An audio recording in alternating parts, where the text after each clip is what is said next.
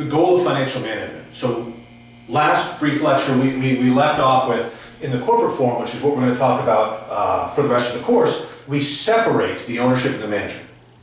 So the idea here is if they're going to be two separate entities, the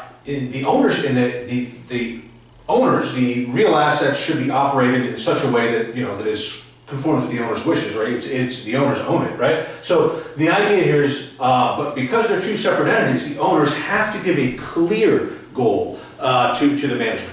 So there can't be sort of an ambiguous, maybe you should do this. We need one clear sentence that says this is what you should do, right? So now the goal. So that's the this is the goal that owners are going to tell management. And the goal of financial management, the management's one goal is to maximize shareholder wealth.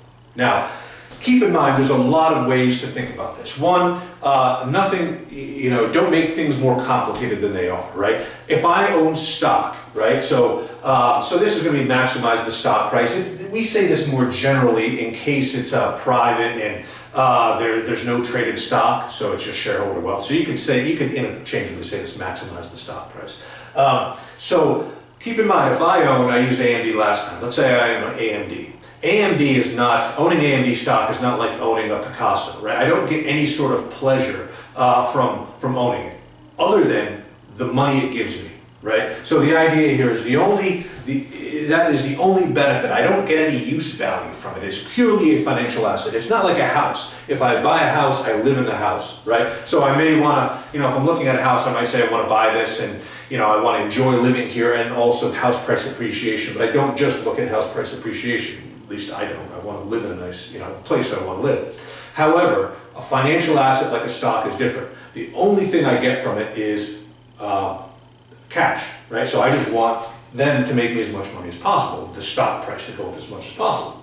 So right there we know that that's probably has to be the goal. There's a lot of other ways to realize that this is the goal. The text mentions, which is it's not the best reason, but the text says, well, what if we use something like maximizing profit? A lot of times students will say maximizing profit. The text says, well, do you mean profit over the next year, profit over the next 2 years? It's not defined, right? It isn't. It is a perfectly fine thing to point out, right? Because again, shareholders have to give a clear goal to management. So we can't just say maximize profit, right?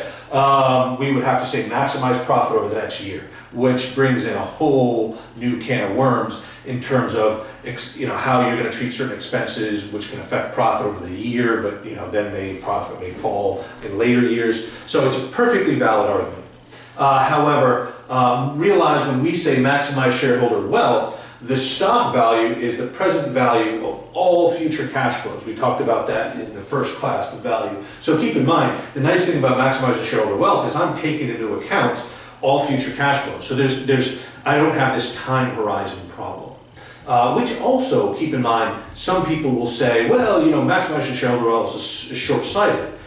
If it is, that's only because people place a greater weight on what's going to happen over the next year. It is not a problem in the actual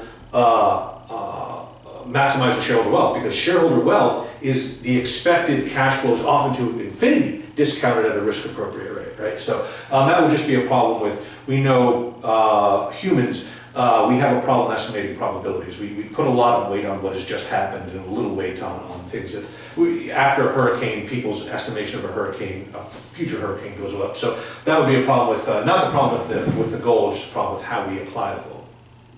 However, using something like maximizing profit has a much bigger problem, right? Which I don't think is mentioned in the text, which is surprising, but there's a much bigger problem here. And that is, it doesn't take into account the risk you have taken to get that profit. And any time in this course, if I say we're taking into account risk, we're taking into account return, but not taking into account risk, that's going to be a problem. We're always, in finance, balancing risk and return. You can't just look at risk alone. You have to look at, you can't look at risk alone. You cannot just look at return alone. You have to scale that return by the risk you're taking to get that return. And that's the big problem about using, profit. Because at the end of the day, and I think I did another video on this, so I won't go down this too far, but I can make my profit higher by leveraging up, by increasing my the risk of my firm, I can simply, if I expect to make 1% per year, I can just borrow, and I can turn that 1%